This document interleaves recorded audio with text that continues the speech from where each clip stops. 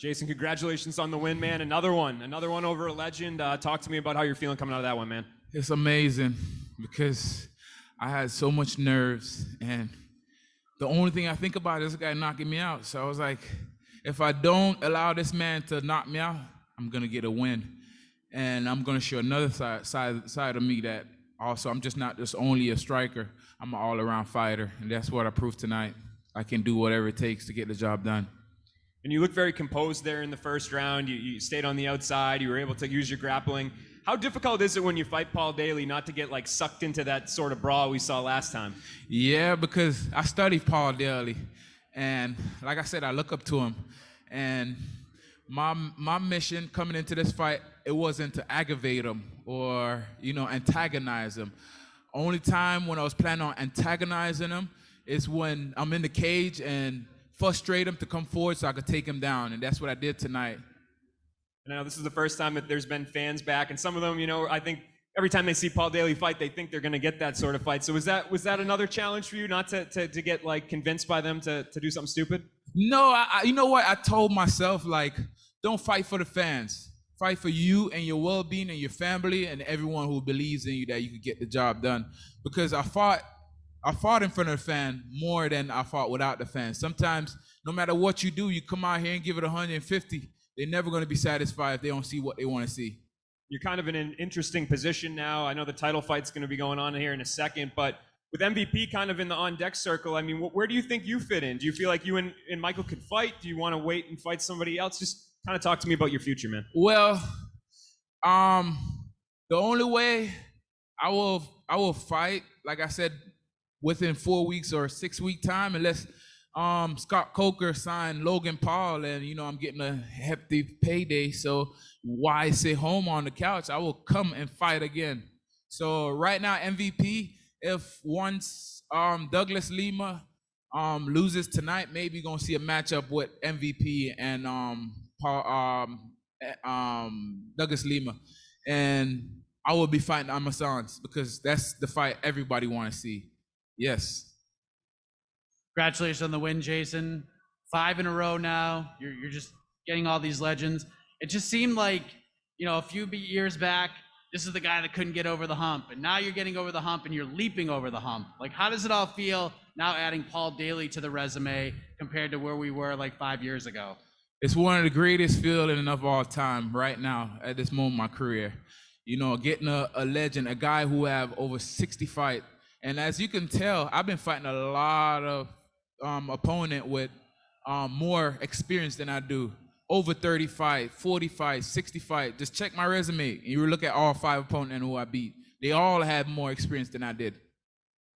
And you said you didn't want to antagonize Paul Daley, but did you kind of like lure him into a false sense of security? Because you landed that beautiful counter right hand. It seemed like he was getting in that mode, like, all right, this dude's going to stand with me. And then as soon as he sort of moved forward, you took him down. Did you kind of like lure him into that? Did you?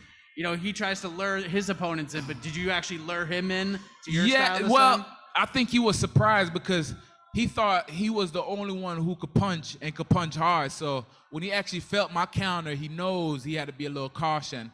So, I knew I had hands as well, too, and a lot of people didn't know. They just kept talking about his because he have more knockout wins than I have fights in my whole career. So that was just the highlight of the fight, Paul Daley knocking me out. So I was like, well, my first art that I learned is wrestling, so that's by instinct. All right, we'll take a couple more questions here. Chris, go ahead. Chris Connor here from the Blue Wire Hustle Network. Congratulations, Jason. Beautiful win. It's now, as you said, a nice little win streak here, 5 straight fights, including Paul Daley, Neiman Garcia, Benson Henderson. Do you now go into fights expecting to win? Because I know when you started off and there was always – I guess for you, worries of, all right, can I hang with this guy? Can I beat him in wrestling? You've now gotten to that point where you have. Are you now confident that you can beat almost anybody in the cage no matter what because you're just at that level? You have the answers to the test, as they say. Yes, and I proved tonight that the weight will not be a difference. It doesn't matter. I'm saying? Speed is power. And by me taking this fight tonight, it showed that I could beat anyone in division, and I'm not just sitting around, looking for a handout. So, yes, I'm all around. I'm an all-around fighter, and this the new era of fighter that's gonna take over sport. Chris? Hi, Jason. Congrats on the win. I noticed after the final bell sounded, you and Paul Daley shared some words. What were they? Oh, the word was like, man, thank God it's over. Because yes, I was going in there like, I don't want to get knocked out by this guy. I know what this guy capable of. I have to be the best Jason Jackson. So I was just telling him like, hey man, that uppercut that you hit me with, oh man, you hit me in the eye that I injured last fight. So I was like shocked to just see redness. I was like, man, I gotta get that takedown. Oh Lord. I was just so happy to get that takedown. Jeff? Jeff Brentley from the Man in the Cage podcast. Congrats, Jason. Your wrestling tonight was on point. Your level changes everything. Do you think people sometimes underrate your wrestling in the cage? Yes, they do. And when they find out that my wrestling is the one who actually set up the striking and my striking actually set up my wrestling. But, you know, this fight, I was not kicking a lot because I had a big hematoma on my shin. So that's another thing, too, I had to come into this fight with, knowing that one of my legs is, like, fat. So, you know, got through with it. Steve? Hey, Jason, Steve from MMA Lowdown. Congrats on the win. Another great one to the list. Paul Daley ain't no joke. Now, we know you're chasing that 170-pound belt, and that next fight's going to determine a lot about that. Now, if you can pick, who do you want to win based on who gets you most excited as a challenge? Who I choose to win tonight in the title fight, you saying? Yeah, who gets you most excited in the final? Who do you want to fight most? I have my sons. All right, last question here. Santiago? Hi, Jason. Congratulations on a great performance.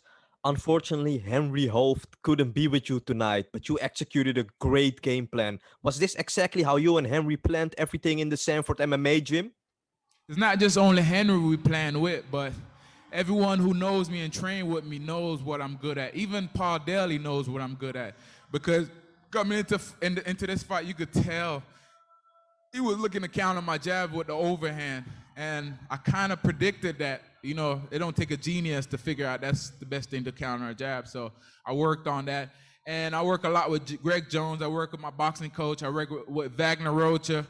I work with a lot of people into this camp. That's just like 5 different coaches. Corey Peacock, this was the strongest I ever felt. And I just feel amazing. I just know what works for me now and what don't. Thanks, Jason. Congrats on the win.